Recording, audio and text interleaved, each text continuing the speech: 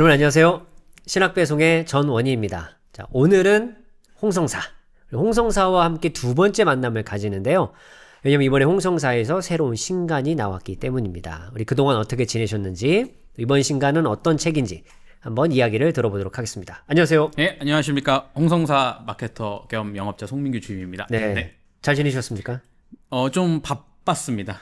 왜 바쁘셨죠? 요즘에 이렇게 책 가지고 나가서 현장 판매하는 일들이 조금 있었고요. 그리고 이게 명절이 끼다 보면 네네. 아무래도 좀 마음이 조급해요.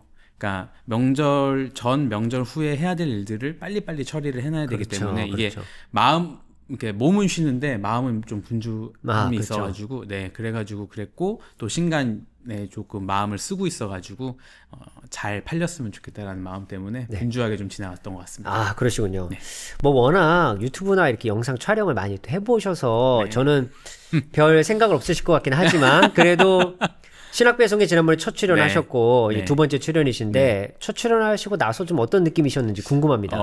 요즘 이제 유행하는 언어, 요즘 맞나? 뭐 테토남, 애견남 뭐 이런 얘기가 많은데 제가 좀 느꼈어요. 나는 진짜 애견 중에 애견남이구나.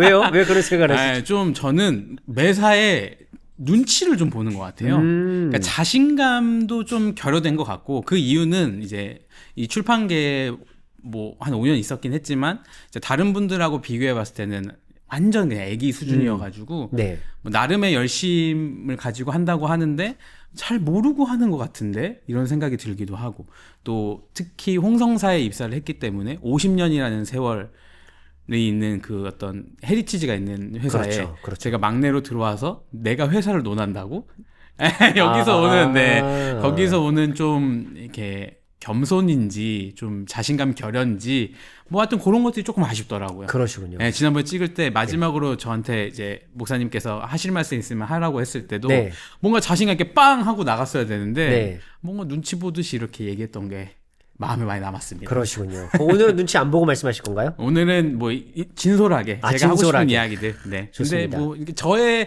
성품과 기질을 벗어날 수는 없을 것 같고, 네, 저의 어떤 솔직한 마음으로 풀어내는 시간이 될 수 있게 노력해 보겠습니다. 네, 저희가 사실 이게 출판사에서 내보내갖고 하는 촬영이 아닌데도 불구하고 뭔가 그죠? 이게 약간 좀 그런 부분이 있을 거라는 생각이 들긴 합니다. 저도. 그리고 제가 사장님이 아니기 때문에. 그렇죠. 네, 또 사장님이 원하는 방법이 뭔지도 사실 다른 모르니까. 저는 제가 할 수 있는 안전한 선 안에서. 하려고 하겠습니다. 네, 저는 어쨌든 출판사 운영하는 사람은 아니니까 저는 편하게 제가 하고 싶은 얘기. 알겠습니다. 기꺼이 받아들이겠습니다. 네, 제 반응을 아주 편하게 하겠습니다. 네, 알겠습니다. 네, 이번에 새로 나온 신간이 있는데 너무 반가운 책이 왜 반가우시죠? 구약이니까요. 저 구약 고대근동 나온다. 일단 뭐 기대를. 그리고 이미 이 책이 나올 거라는 소개를 지난 촬영 때 말씀해 주셨잖아요. 했습니다. 그래서 너무 기대하고 있었습니다. 저도 좀 마음이 많이 가는 책이고 많이 읽혔으면 하는 책이고 그래서 여기저기 유튜브도 출연하면서 소개도 하고 해서 사실 이번 영상이 세 번째 찍는 거예요. 세 번째. 이 책을 가지고 세 번째를 찍는데 달라야 되잖아요. 그러니까 어떻게 매번 똑같을 수 있을까요? 왜냐하면 또 이렇게 보시는 분들이 나 저거 들었던 얘기인데 또 듣네 이러면 이제 지루할 수 있으니까 고민을 좀 많이 했습니다. 그러시군요. 어떻게 하면은 새롭게 소개할 수 있을까? 아무래도 저희 회사의 김구환 교수님은 많은 도움을 주신 분이고 또 여러 책을 또 집필을 해주셨고 또 많은 저자들을 소개도 해주시고 번역서도 이제 제안해 주시는 교수님인데 고대군동을 전공하셨고 또 유대교적인 마인드로 이제 책을 많이 이제 번역도 하시고 하시면서 좀 그런 마음이 있으셨던 것 같아요. 제가 봤을 때는 아무래도 코로나 기간 때 이제 사람들이 교회를 나갈 수 없고 그러면서 교회가 뭔가 이 온라인화 되는 느낌 속에서 사람들이 점점 오프라인 교회가 아닌 온라인 교회로 가고 있는데 그러면 많은 교회들을 접하게 되고 그 교회를 접하면서 우리 교회 내가 다니고 있는 오프라인 교회와 온라인 교회를 비교하게 되고 그러면서 알아가게 되는 것들도 많아졌을 것이고 그러다 보면은 내가 몰랐던 신학이 이런 것들도 있었네 라고 하면서 신학의 저변도 넓어지고 그러면서 그러면 내가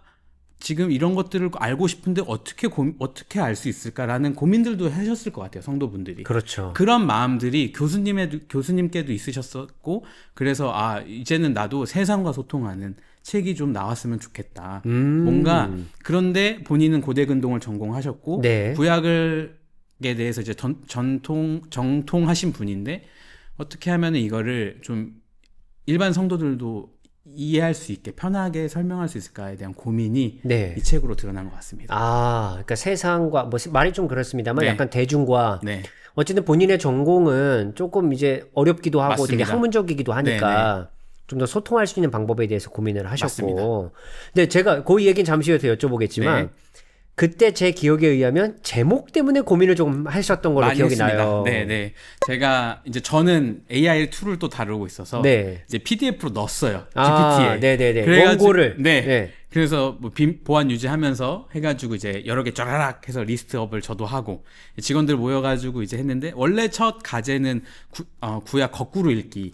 네, 너무 식상해. 네, 너무 식상했고 맞아요. 좀 그래서 뭘 하면 좋을까라고 이제 많은 브레인스토밍 저희 애를 썼죠, 직원들 모두가.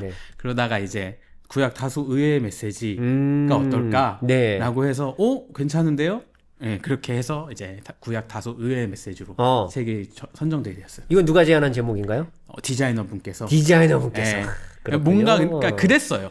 너무 새로우지도 않았으면 좋겠고, 그러니까 구약의 어떤 그 느낌이 있었으면 좋겠는데 너무 그렇다고 요즘 시대의 언어를 쓰진 않았으면 좋겠다라는 생각들을 다들 하고 계셨던 것 같아요. 그랬을 때 뭔가 새롭게 다가올 수 있는 그 딱 카피라이팅이 아니었나 그렇게 생각합니다. 예. 그러니까 일단 구약 다소 의외에까지는 좀 이해가 되는데 저는 메시지라는 용어를 넣는 것도 조금 의도가 있을 거라는 생각이 좀 들었어요. 네, 왜 그러냐 하면 아무래도 성경은 우리에게 그냥 단순히 텍스트로 다가오지 않잖아요. 그렇죠. 교훈이 있을 수도 있고 누군가에게는 그렇죠. 또 누군가에는 영적인 어떤 성장이 될 수도 있고 누군가에게는 순종의 영역이 될 수도 있는 이 모든 거를 통합할 수 있는 단어가 뭘까?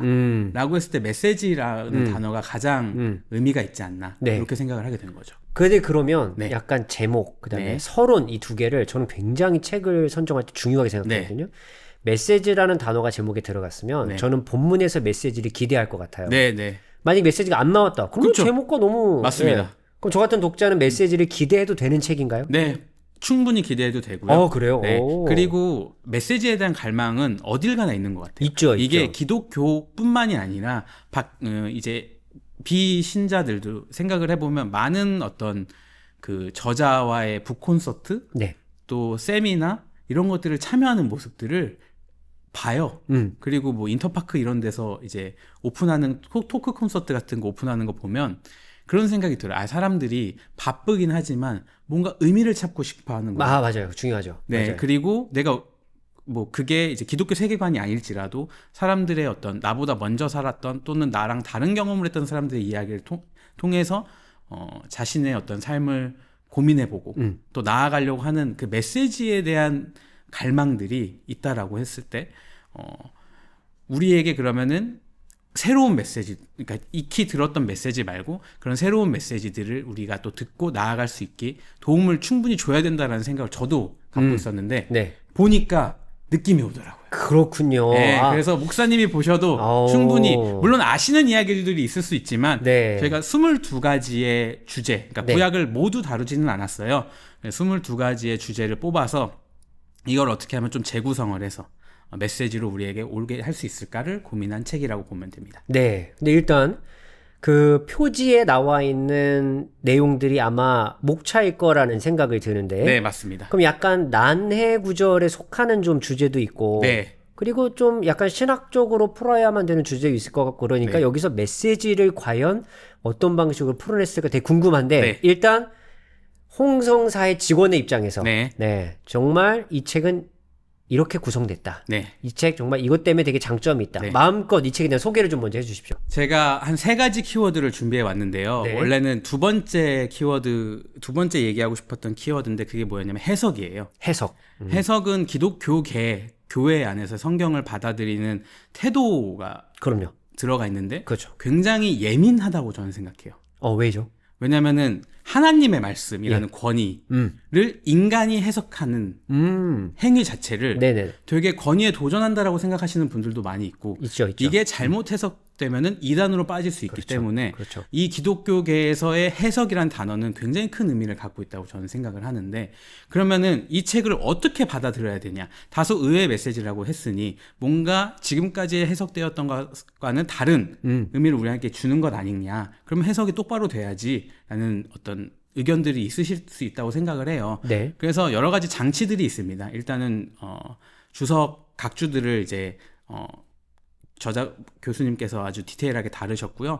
그리고 유대교의 어떤 랍비 분이 해석한 해석을 갖고 오시기도 했고요. 오. 그리고 구약을 연구하시는 뭐 레온카스, 뭐 요람 하조니 뭐 이런 분들의 어떤 의견들을 참고하셔서 그러니까 이게 내가 그냥 누워 있다가 갑자기 형광등 터지듯이 번쩍해가지고 한 게 아니라 지금 이런 분들이 요런 고민들을 하고 있고 요런 해석학들이 나오고 있어서 요거를 나는 한국에도 소개해주고 싶어 라는 마음도 담겨 있었던 거죠. 예. 그렇기 때문에 굉장히 해석이 저도 사실은 처음에 원래 이거 직원들이 모여서 같이 읽었었거든요. 네. 그런데 if가 너무 많은 거예요.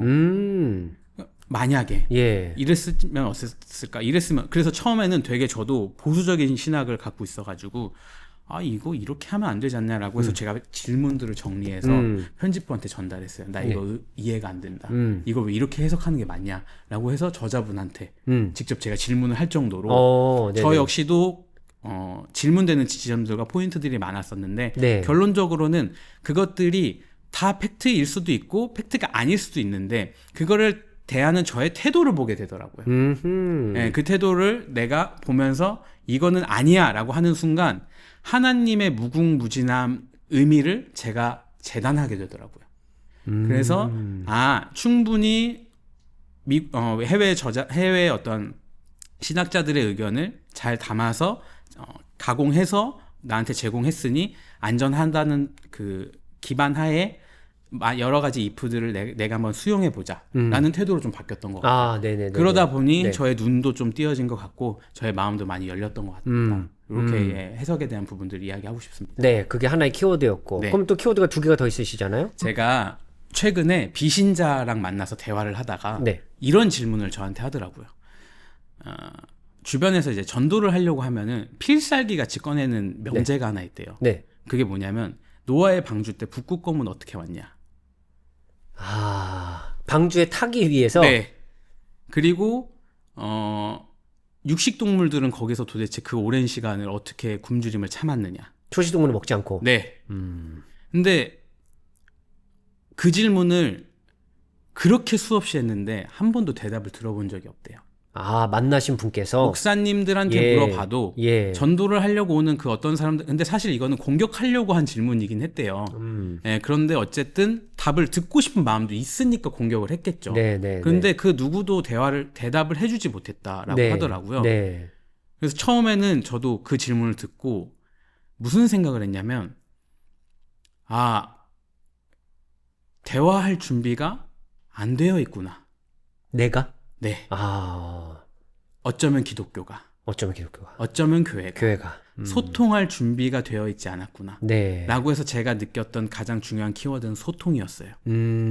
과연 우리가 근데 그 질문이 너무 일반적이고 너무 상식적이에요. 맞습니다. 그렇죠.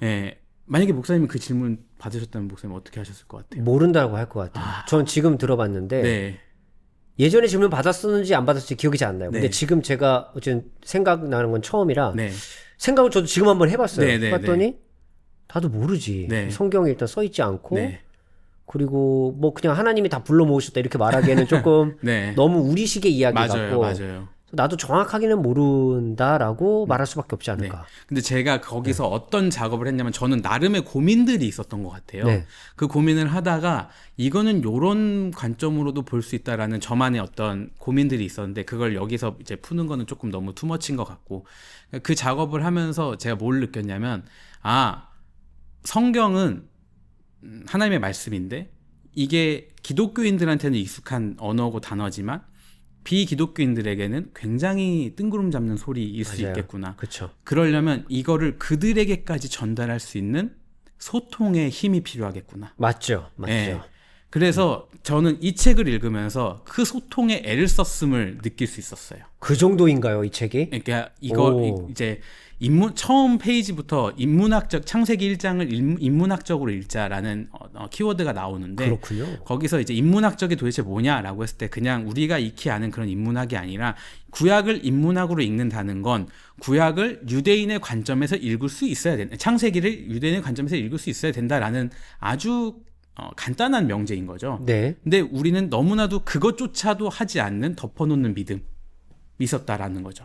그런 맥락에서 이 책을 펼쳤을 때 내가 그냥 덮어놓고 있었던 믿음, 뭔가 다른 사람들한테 성경은 이래, 창세기 1장은 이렇고 창조는 이런 스탠스로 하셨어라는 것을 기독교적인 관점에서 얘기하기보다 그 당시에는 이런 의미에서 이렇게 쓰였어. 그게 우리 시대에서는 이런 의미로 작동해 라는 설명을 할 수 있게 도움을 준다는 거죠. 잠시만요. 제가 그럼 질문이 드는데, 그러면 지금 이 책에서 추구하고자 하는 방향이 뭔가 1차적으로는 현대인의 시각이나 우리의 문화에서 창세기를 보는 게 아니고, 구약, 넓게는 구약을 보는 게 아니고, 그 시대를 살았던 사람들, 아니면 그 본문을 썼던 저자, 그 사람들이 어떠한 문화 속에서 생각을 갖고 이걸 썼는지가 바로 유대인들의 시각으로 구약을 읽는다는 표현이고, 교수님은 거기에 더해서 현대적으로는 이렇게 읽을 수 있어를 추가했다. 맞습니다. 그래서 뒤에 이제 카피가 이렇게 나와 있어요. 얽힌 삶의 이야기와 오늘의 현안 앞에서 우리는 다시 구약과 소통할 수 있을까? 이런 카피가 이제 담겨 있죠. 그러니까 이거 어찌 보면 교수님이 본인의 전공을 가장 잘 살린 내용이기도 하고, 그리고 오늘날은 이렇게 해석될 수 있어를 덧붙였기 때문에 소통할 수 있는 방법의 하나로 그렇게 삼으신 거고. 맞습니다. 이러네요. 그거를 이제 본인의 생각에만 다 갖춰놓은 게 아니라 랍비의 어떤 의견과 구약 학자들의 의견들을 같이 갖고 오셔서 더 풍성하게 고민하게끔 하시는 거죠.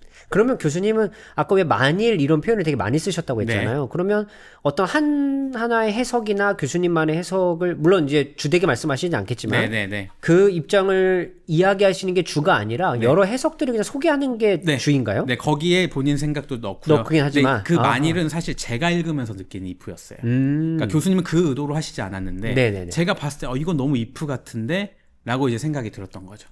저의 태도였던 거죠.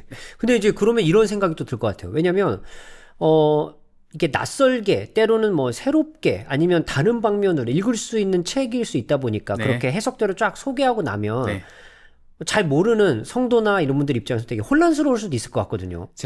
해석이 이렇게 많아? 제가 그래서 세 번째 키워드가 그거랑도 연결됩니다. 그렇군요. 우리 짠 게 아닌데 지금 연결이 되네요.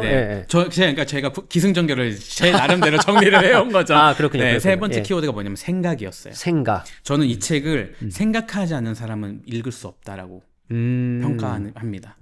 이유가 뭐냐면 요즘 시대가 문해력과 그 다음에 어떤 이 사고하지 않음과의 씨름을 하고 있는 시대 같아요. 맞아요. 그러니까 너무 짧은 쇼츠의 시대, 뭔가 짧게 생각하고 짧게 고민하고 그 다음 걸 다시 접하는 이런 시대를 살아가고 있기 때문에 정말 성도들의 삶을 돌아보면, 성도들이 아닌 분들의 삶을 돌아보면 먹고 사는 문제가 참 힘들어요. 맞아요.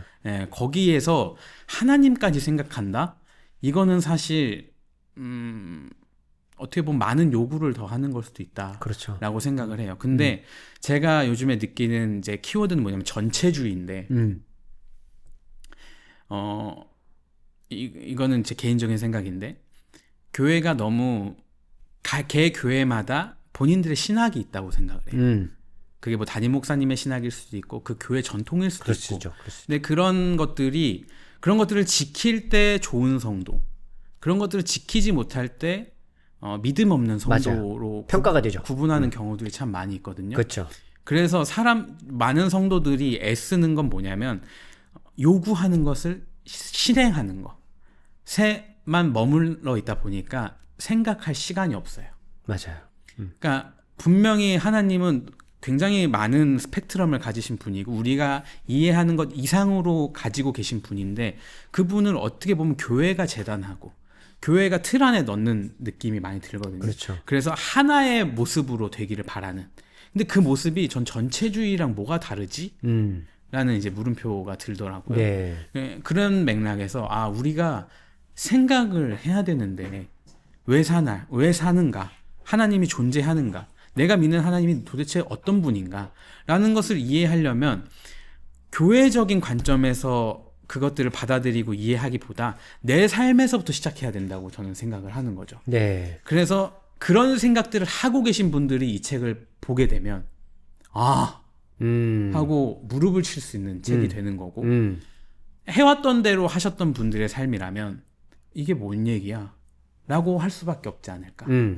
그렇게 생각을 하게 됐습니다. 예. 근데 저는 조금 더 아마 그렇게 생각하고 계실 것 같긴 한데 한 걸음 더 나아가서 생각이나 고민을 잘 하지 않거나 그런 부분을 힘들어하는 분들이 이 책을 통해서 네. 질문을 마주해야 한다고 생각을 합니다. 그것도 너무 좋은 의견인 것 같아요. 그 자체가 다소 낯설잖아요. 맞아요. 난 이런 생각을 해본 적이 없고 네, 맞습니다. 본문에 대한 해석이 또 다른 해석이 내가 모르는 해석이 있을 거라는 걸 생각을 안 해봤을 수 맞습니다. 있는데 그럼 이제 이상해질 수 있으니까 이게 맞는지 틀린지도 분명히 궁금해할 거고 그러면 그때부터 질문이 생겨날 것 같아요. 네. 그럼 내가 물어봐야 되겠다가 될 수도 있고 맞습니다. 아니면 이 책은 문제가 있다 이렇게 생각할 수도 그쵸, 있고 그럴 수도 있죠. 하지만 그런 질문과 어떤 해석들은 어느 자리에서든 저는 또 만날 수 있다고 생각을 합니다. 근데 그래야 우리가 좀 더 사고하고 고민하고 본문에 대해서 씨름하는 성도들로 한 걸음 더 나아갈 수 있다고 생각하거든요. 그러니까 저도 이 책을 보면서 저도 모태신앙이고 이제 거의 30대 후반인데 그러니까 그렇게 오랫동안 교회를 다니고 수만 번의 예배를 드리고 정말 수만 번의 예배를 드린 만큼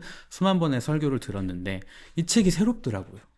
수십 년간 신앙생활 해왔음에도 불구하고. 네. 그러니까 이렇게도 생각할 수 있구나. 네. 이거는 조금 위험하지 않을까?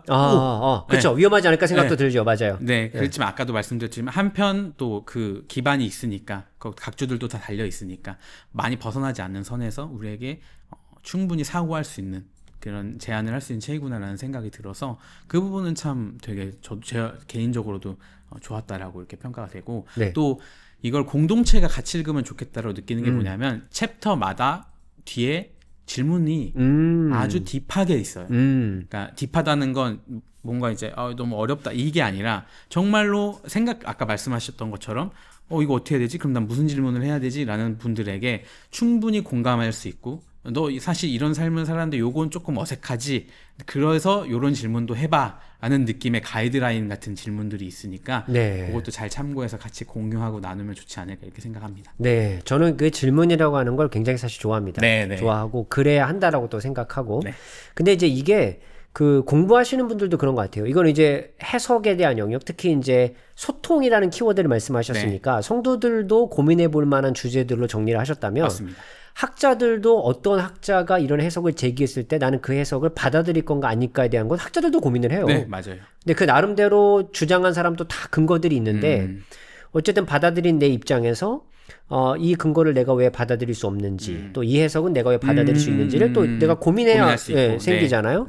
근데 이제 그건 학자들의 영역과 저는 성도들은 좀 다르다 생각해요. 왜냐하면 좀 더 학자들은 내 주장이나 아니면 내가 배워온 어떤 이런 과정이나 아니면 내가 취하고 있는 방법론이나 이런 거에 좀 가깝게 올 수 있는 분들의 해석을 주로 받아들인다면 성도들은 이런 다양한 해석을 통해서 무엇을 고민해야 할까? 그러니까 해석이 여러 개가 있구나. 그냥 해석이 다양하고 풍성하구나. 저는 그것도 중요한데 이거 그냥 제가 이 책에 표현될 수 있기를 바라면서 제가 생각하는 건 뭐냐면 성도들 우리 그리스도인이라는 입장에서는 다양한 해석은 결국 이 본문을 통해서 우리가 알아야 되는 건 뭐고 이 본문을 통해서 흔히 이제 우리가 사용하는 용어로 하나님의 뜻이 뭘까? 이게 단편적으로 한 본문에나 딱 정확한 하나의 뜻만 있지 않고 이 본문을 통해서 이런 다양한 하나님의 메시지들을 발견할 수도 있기 때문에 우리가 그런 하나님의 뜻을 알기 위한 다양한 방법들이 바로 이런 해석을 통해서 나올 수도 있다라는 생각을 해야 되는 입장이긴 해요, 제가.